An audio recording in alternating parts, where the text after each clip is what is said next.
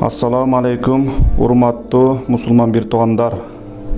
Барыңыздарга Алланын тынчтыгы, рахматы, берекеси, кечирими болсун.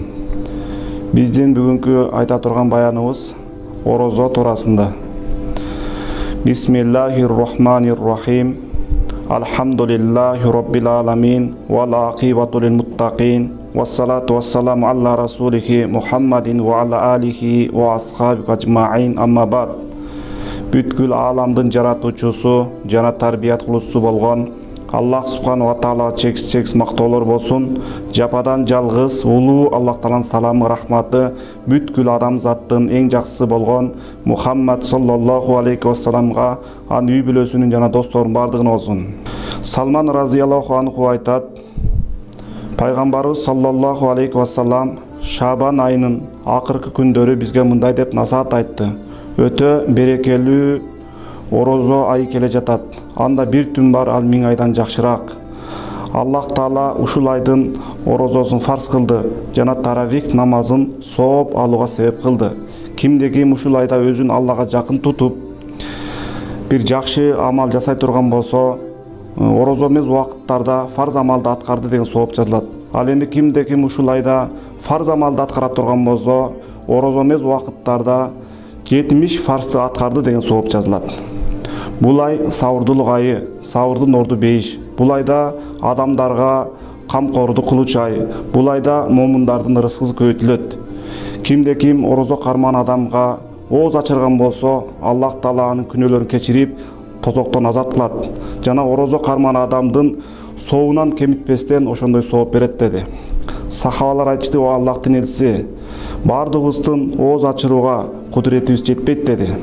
Пайгамбар саллаллаху алейхи вассалам айтты: ооз ачырууда курсак тойгуза тамак берүү шарт эмес.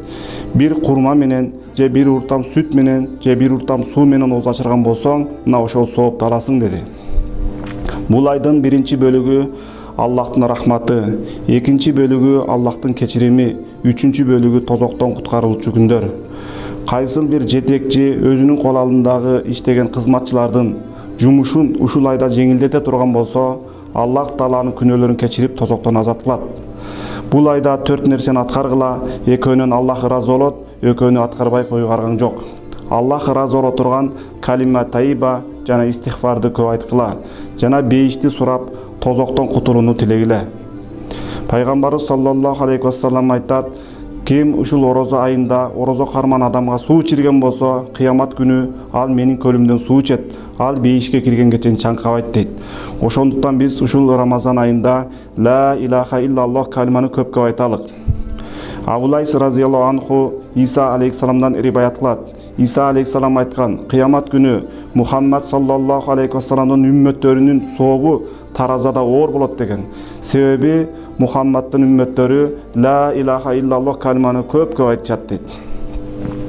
Абу Хурайра разияллаху анху риваят кылат. Пайгамбарыбыз саллаллаху алейхи вассалам айтат: орозонун себебинен менин үммөттөрүмө 5 нерсе өзгөчө түрдө берилген дейт. Биринчиси, орозо карман адамдын оозуна чыккан жыт Аллахтын алдында мистиктан дагы жытты болуп турат. Экинчи, суудагы балыктар орозо карман адам ооз ачканга чейин истикбар айтып турат: Аллах булардын күнөөсүн кечиргин деп. Үчүнчү, Аллах таала бейишти күн сайын кооздойт жана айтат: менин пенделерим бул дүйнөнүн машакатын таштап сага келишет дейт. Төртүнчү, Аллах таала ушул Рамазан айында бейбаш шайтандардын бардыгын чынжырлап байлап салат. Менин пенделеримдин орозосуна, ибадатына тоскоолдук кылбасын деп. Жөнөкөй айда азгырган шайтандар мына ушул Рамазан айында бизди азгыра албайт. Эгерде кимде ким ушул Рамазан айында орозо кармабастан арак ичип, сойкулук кылып, урлук кылып, ушак жалган сүйлөп, күнөө иштерди кыла турган болсо, аны шайтан азгырган жок, ал өзү шайтандын дозу болуп калган. Бешинчи, Аллах таала ушул айдын акыркы кечесинде бардык күнөөлөрдү кечирем дейт. Ошондо сахабалар айтышты: о Аллахтын элчиси, ал кадыр кечесиби деди. Пайгамбарыбыз саллаллаху алейхи вассалам: жок, кадыр кечеси эмес. Тартип боюнча иш акысы иш бүткөндөн берилет дейт. Кайсыл бир уста бирөөнүн үйүн курган болсо, үйүн куруп бүткөндөн кийин иш акысын алат. Бир жетекчи кызматчы кызматта иштеген болсо, айдын этегинде айлыгын алат. ошондой эле Аллах Таала ушул Рамазан айынын акыркы кечесинде бардык күнөөлөрдү кечирет. Пайгамбарыбыз саллаллаху алейхи вассалам минбарга чыгып бара жатып амин деди. Экинчи тепишке бутун коюп амин деди. Үчүнчү тепишке бутун коюп амин деди. Хутба окуп, намаз окулуп бүткөндөн кийин сахабалар: "О Аллахтын элчиси, сизден эч бир укпаган бир сыр болду. Ар бир тепишке бутуңузду койгон сайын амин деп турдуңуз. Анын сырын бизге айттыңыз" дегенде Пайгамбарыбыз саллаллаху алейхи вассалам айтты: "Мен биринчи тепишке бутумду койгонумда Жабирил периште келип: 'Я Мухаммад саллаллаху алейхи вассалам, кайсыл бир адам орозо айына жетип, орозо кармабастан, тескерисинче кайра күнөө иш кыла турган болсо, ушак жалган сүйлөй турган болсо, арам нерсе ичип, сойкулук кылып, урлук кыла турган болсо, анда ал адам тумшугу менен жерге кирсин, жашоосуна жакшылык көрбөсүн, ал тозокто болсун" деди. Мен ага амин деп айттым деди. Экинчи тепишке бутумду койгонумда Жабирил периште келип: "Я Мухаммад саллаллаху алейхи вассалам, сенин атың чыкканда Мухаммад деп сага салам жолдобосо, ал дагы тумшугу менен жерге кирсин, жашоосуна жакшылык көрбөсүн, ал да тозокто болсун" деди. Мен дагы ага амин деп айттым деди.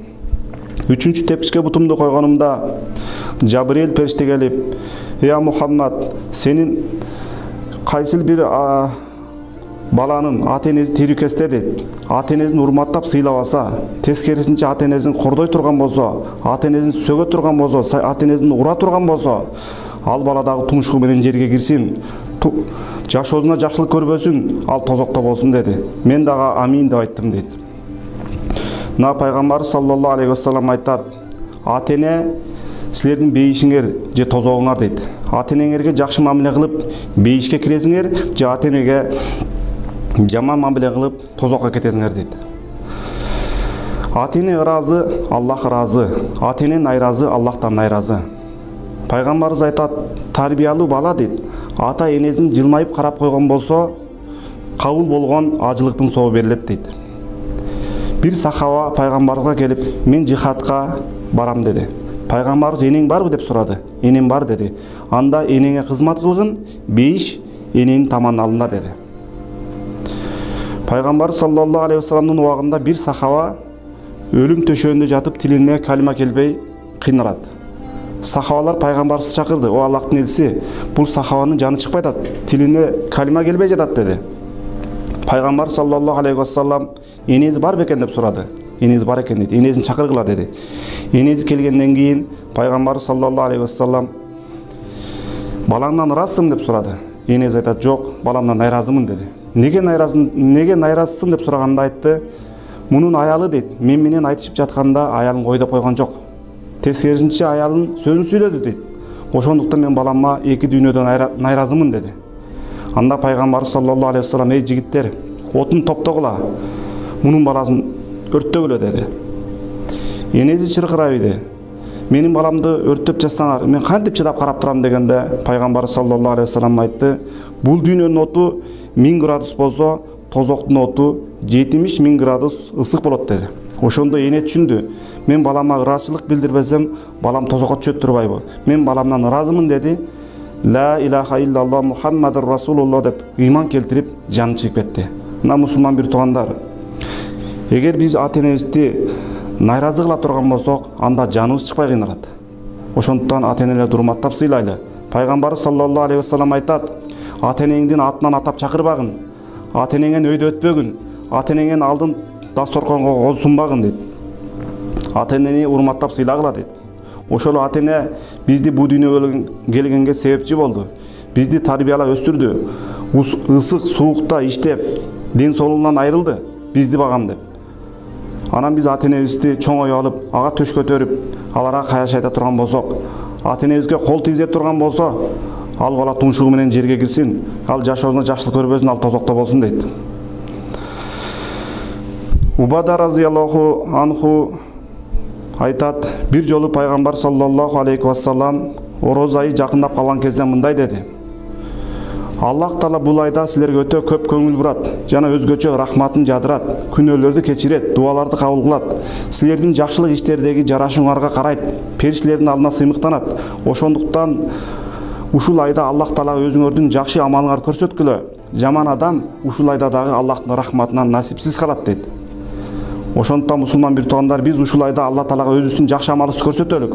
Көп Кур'ан окуйлук, көп зикир кылалык, көп намаз окуйлук, көп дуа кылалык, көп садака кылалык. Алла Таалага жакшы амалыбызды көрсөтөлүк. Жаман адам дейт, ушул айда дагы Аллахтын рахматынан насипсиз калат дейт.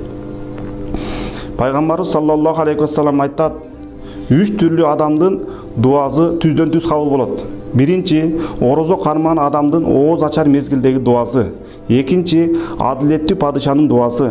Үчүнчү, жапа чеккен адамдын дуасы түздөн түз кабыл болот.